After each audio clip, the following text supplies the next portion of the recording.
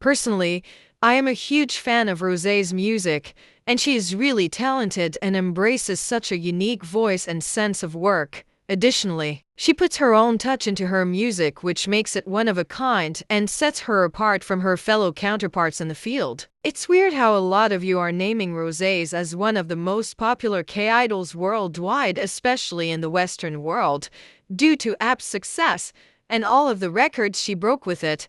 But let's put the record straight. The success of APT was due to Bruno Mars at a scale of 70%. And don't try to deny it, because it's too obvious to dismiss and disregard.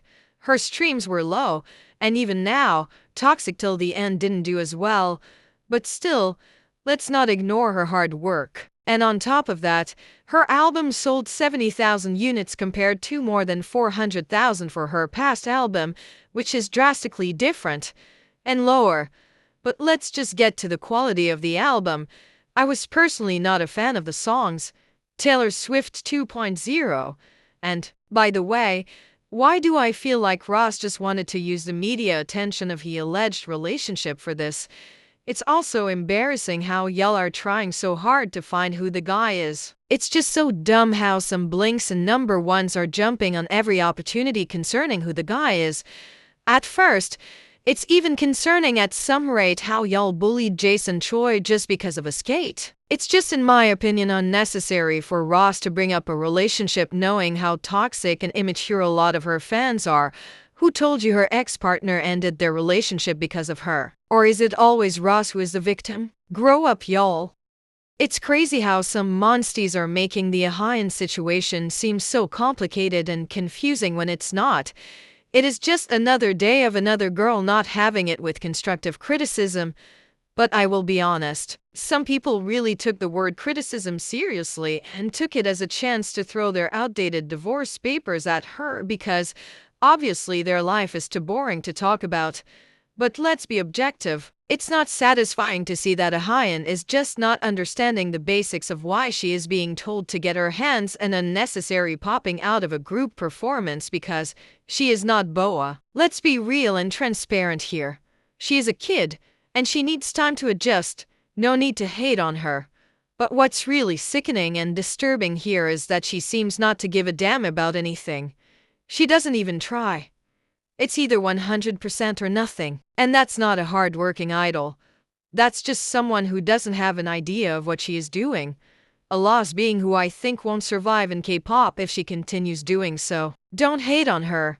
Instead, let her realize it. She is in a group, and doing it the way she wants is making her group look off. And that's the issue. It's not only Ahyeon in that group. It's also the others, especially Rami, Kaquita and Farida and Rora. The issue in the group is that there is no balance. There's a huge gap of talent and skill between them in all aspects of the game. None of them can keep up with each other.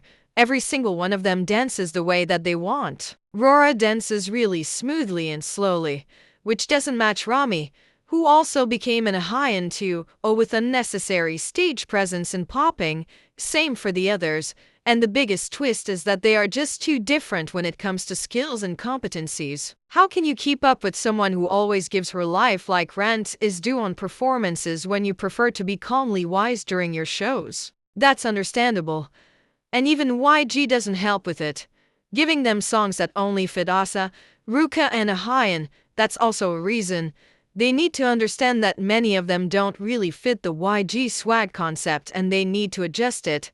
Those girls, especially Ahyeon, whom we're talking about, better get the criticism properly. Or no need for her to be a member of this industry because she is going to get eaten up sooner or later. She better bulk up or get out of the door. But y'all who are hating on her and sending her death threats, I wish you guys to find a job and find some hobby. Life's too short. Don't act like you're special towards a girl who is getting paid millions for something while y'all still got bills to pay. Go get your ass to work. It always manages to get me how some individuals feel sympathetic for these girlies. They don't deserve sympathy at all. Brainless teens, just like their groomer called them though. They really need a therapist because I guess they have amnesia or something. Mistreatment is not something inexistent in pop. Perhaps even a normalized issue. but coming out of the mouth of someone who lives in a luxury penthouse, was given a 16 billion won budget, and was paid $500,000 a month is uncalled for. They just decided to jump and poke their nose at something that is obviously not their business. Instead of living peacefully, they disrespected all of the people who worked hard for them and their success other than Min Hee-jin, and followed her blindly. It proves that they are just dumb and stupid marionettes, so I don't consider them important. But to blame their disbandment on Hybe is horrendous. At first, I held a bit of pity for them, but when it was confirmed that they orchestrated a press conference with Min Hee-jin to put pressure on Hybe to terminate the contract is not okay. They killed themselves and committed metaphorical suicide. They threw themselves under the bus, for only a simple and obvious reason. It's only due to the fact that Min Hee-jin gave them the freedom to do whatever came to their mind, which is something unusual and unrealistic to the K-pop culture and market, and they knew that she did something wrong out of greed, but still followed her simply because they knew that without her, Hybe would give them less freedom to express themselves. They were brainwashed. I am personally so disappointed of Hanni. She represents your typical brat attitude who just wants to be a part of an industry without working hard like others and earning her spot. She just crossed the line and disrespected and violated the boundaries of all other idols who were hurt and harmed by Min Hee-jin's unnecessary hate call-out to bunnies by throwing a tantrum for no reason, just because someone ignored you. In those circumstances, it is pretty normal for elite members to ignore her. What do you want them to do? Lick her shoes for her to feel at ease? This just proves what an awful and preachy person Hanni is. I'm not a Hybe supporter at all. Trust me. I'm just being honest and genuine. Stating facts is all I'm doing. It's not hurting anyone.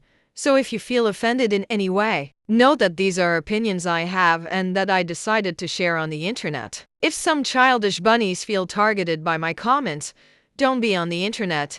If you guys are too sensitive towards some point of view, then don't be here, because I'm just doing it for the fun of the job, nothing else. No hard feelings. But, just to be honest and fair, nobody is to blame except the members of New Jeans themselves in their disbandment. And honestly, even their music wasn't such deep. Their success is built more on aesthetic and trend than actual musical depth. Their tracks, while catchy, often lack the complexity and originality seen in other groups. A lot of their hype feels more like a marketing phenomenon than a genuine musical revolution. I said what I said. Do with that what you will. And even if they are one of the best managed groups of their company, they still dare to open their mouths.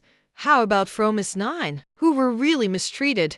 They are the ones who are forgiven from throwing any tantrum because it's for a good reason, because they were simply truly mistreated. IVE's music is incredibly formulaic, and their popularity often feels more rooted in visuals, trends, and the it girl concept than any real musical substance. While their tracks are catchy, they rarely push the boundaries or experiment with anything fresh. The constant focus on sleek aesthetics and polished visuals often overshadows their actual artistry. It's clear that their agency is more focused on maintaining a perfect image and mass appeal, which is why most of their songs follow the same safe commercial formula. Their discography so far doesn't offer anything particularly memorable or innovative in the grand scope of K-pop. In the long run, they might struggle to maintain relevance if they don't evolve beyond just being a pretty group with catchy hooks. It feels like they're being marketed as K-pop idols first, artists second. Don't get me wrong, this has nothing to do with talent.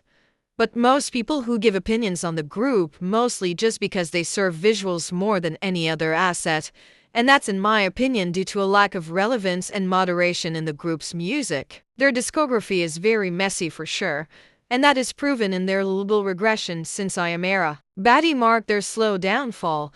They should have kept the elegant dynamic in order to have a certain artistic and musical identity that refers to them.